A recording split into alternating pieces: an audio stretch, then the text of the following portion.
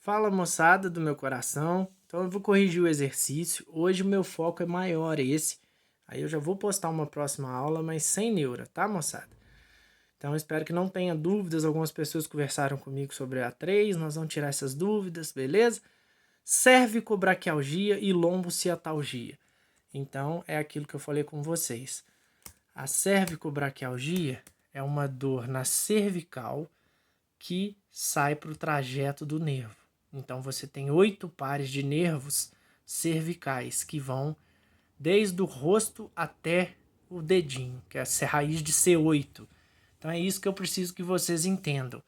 E aqui eu já vou esclarecendo um monte de dúvida. Tipo, eu conversei com a Maria Clara hoje, de tarde, ela me perguntou se a medula termina em L2 ou terminava em C4, né, no cóccix. Então, na verdade, ela termina em L2, mas é como se ela fosse uma anã. Ela é da mesma representatividade dos ossos. Então, você não tem 33 vértebras? Aí a gente já responde a pergunta. Você tem 34 pares de nervos, porque saiu uma raiz de cada espaço intervertebral. Então, você tem a vértebra C1, e em cima dele sai o nervo C1.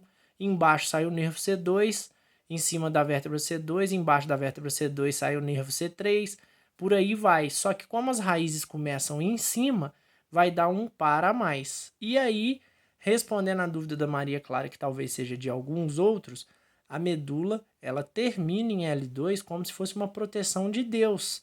Então, essa parte aqui ó, é sistema nervoso central, essa parte da medula e do cérebro.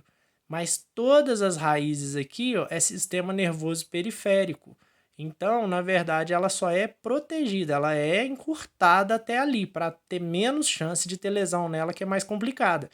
Porém, aqui embaixo você tem raiz da medula, saindo aqui que vai inervar órgão sexual, parte de períneo, parte de tudo. Entender? E daqui vai sair raízes que vai lá na ponta do seu pé. Só que, por exemplo, a raiz que sai aqui na vértebra L5, ela tá vindo lá de cima da medula. Vê se vocês conseguem entender. Porque a L5 da medula tá aqui em cima. Porém, a L5 nossa tá aqui embaixo. Entenderam isso? Se eu estiver fazendo muita confusão, vocês vão me falando que eu vou explicando, tá? Então vamos para o exercício 2. Então, cervicobraquialgia, dor cervical que irradia para os nervos do braço. Lombociatalgia, dor lombar que irradia para os nervos da perna. Então o cara sente uma dor lombar, quem trabalha muito sentado, carrega peso, dói atrás da coxa, quadril, bumbum, bunda, né? Passa lá atrás na panturrilha, pé, bumbum, fica muito chato, cruz credo. Então, segue a 2. Quais os principais exames de imagem para detectar uma compressão medular? Medula não é tecido? Se eu fizer um raio-x não vai aparecer. Então, no mínimo, raio-x contrastado. Tomografia computadorizada, que é para partes duras, mas aí você vai ver como é que está o estado do osso. Então, você supõe que tem uma compressão. Mas mesmo assim, o melhor é a ressonância magnética. Então, eu gostaria que vocês pensassem nos 3. Tomografia, ressonância magnética e mielografia, que é o exame contrastado da medula. Show? Já respondemos essa. Quantos pares de raízes neurais existem? 34. Por quê? Porque a vértebra está entre meu dedo aqui e aqui em cima é o nervo. Então, C1 raiz, C1 vértebra. C2 raiz, C2 vértebra. C3 raiz, C4 vértebra. Entenderam? E quantas vértebras tem? 33. Tranquilos? Quais são os sintomas de primeiro neurônio e por que ocorrem? Ocorrem porque alguma coisa tocou o sistema nervoso central, né? O cérebro ou a medula. Tranquilos? Então, quais são os sintomas? Espasticidade, hipertonia, hiperreflexia, o braço vai ficar rígido, né? A perna vai ficar dura. Então, se você tomar um tiro, uma facada de L2 para cima, vai pegar medula. Então, você não vai mexer dali para baixo, mas você vai ficar com a perna dura e não flácida, como na lesão de segundo neurônio, igual a gente perguntou embaixo. Quais são os sintomas do segundo neurônio e por que ocorrem? Uma lesão no sistema nervoso periférico, ou seja, da medula para fora. Então vamos voltar nessa imagem aqui que está bonita. Sistema nervoso central, até aqui. Se você lesionar aqui, você vai ficar espástico, rígido, hiperreflexia, hipertonia, vai ficar duro, travado, certo? Lesão nessa altura, tetraplegia. Lesão daqui para baixo, né? Paraplegia, porque você não vai mexer aqui para baixo, do tronco para baixo. Lesão medial lá no cérebro, vai mexer um lado ou outro, não vai mexer, hemiplegia, ok? Então, sintomas do segundo neurônio ocorrem, aí volta aqui, porque você lesou o sistema nervoso periférico, segundo neurônio. Então, você cortou aqui com caco de vidro, sua mão vai ficar mole, caída, porém tem chance de correr e costurar. Já uma lesão aqui no sistema nervoso central, não tem como costurar, já era. Corpo de neurônio morreu, você não vai ter comando dali para baixo mais, certo? Pelo menos nos dias de hoje a ciência não é capaz, tá? Então, aqui até tá aqui, ó, CNS, que seria em inglês, tá? É Central Neural System. Poxa, gastei, hein? Está em vermelho, né?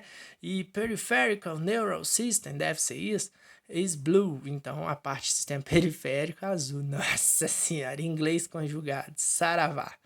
Brincadeira, gente, vamos embora. Então, sintomas do primeiro neurônio, rigidez, espasticidade, hiperreflexia, hipertonia. Sintomas do segundo neurônio, flacidez, hipotonia, vai ficar tudo caído, tudo flácido, tudo mole, bambo. Então vai ser aquela perna realmente flácida. Sim? E provavelmente, não vou nem falar isso agora que não é hora, tá? Pera aí que eu falo. Explique o que é, tá aqui, ó. Eu esqueci de perguntar as lesões, então eu vou falar assim, tá? Então vamos lá. De novo, lesão no pescoço, daqui para baixo, tetraplegia. Lesão na lombar, paraplegia. Se for uma lesão na dorsal, você vai perder dos nervos para baixo. Nem o abdômen vai funcionar, nem os músculos do tronco, entendeu? Se for no cérebro num lado, para o outro lado. Se for no cérebro desse lado, para esse lado, que é a decussação das pirâmides aqui, cruza as vias. Hemiplegia. Então, daqui para baixo, tetraplegia. Daqui para baixo, paraplegia. Um lado ou outro, hemiplegia. Esqueci de perguntar isso, tá, moçada? Mas está explicado. Explique o que é neuropraxia, axonotimese, neurotimese. Neuropraxia é a síndrome que a gente espreme um nervo sem lesioná-lo, né? Dormiu em cima, vou ter que falar do Edon de novo, que eu fiquei brincando com ele na aula. A pessoa deixou o namoradinho lá, o bracinho, dormir embaixo do namoradinho da namoradinha, fica 3, 4 dias sem sentir o braço direito, né? Porque você espremeu o nervo, porém não machucou ele.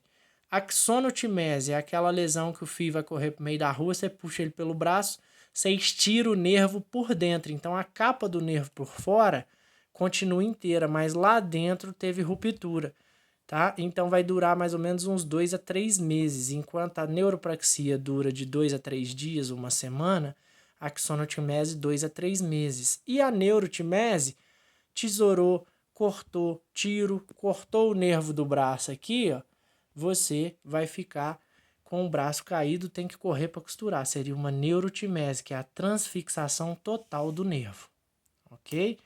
Essa também tiveram dúvidas, me perguntaram aqui, que são dermátomos. Então, dermátomos é como se fosse um mapa dos nervos, né, da resposta dos nervos no nosso corpo. Então, nós vamos lá nele para vocês entenderem de uma vez por todas, tá?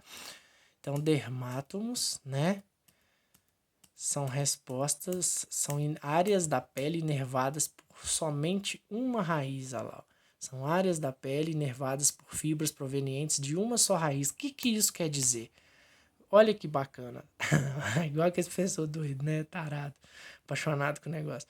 C4, tá vendo que C4 faz a escolar aqui? Então essa é a raiz que vem lá da vértebra, da parte da medula C4. Então se o cara tomar um trauma na C4, essa região dele aqui que vai ficar adormecida ou hipertônica ou hiperreflexa, dependendo de como for a lesão. Se for na raiz, C4. Se for na área da medula, se for na raiz, paralisia de segundo neurônio. Se for na medula em C4, paralisia de primeiro neurônio. Entendem isso? Aqui, ó.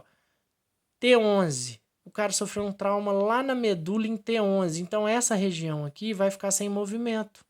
Sim, braço, sofreu uma lesão em T1.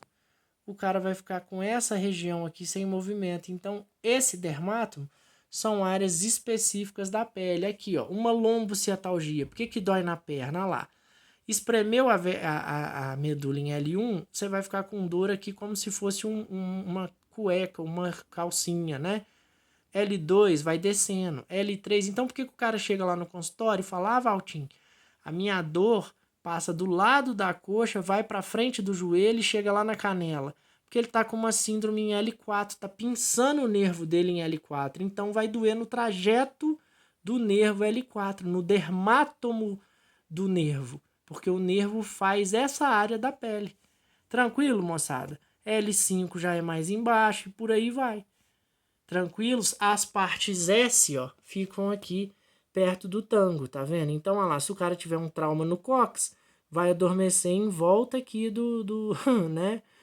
S4, S3, por aí vai. Caiu no casamento, foi pegar um buquê, caiu de bunda, vai ficar adormecido, olha lá.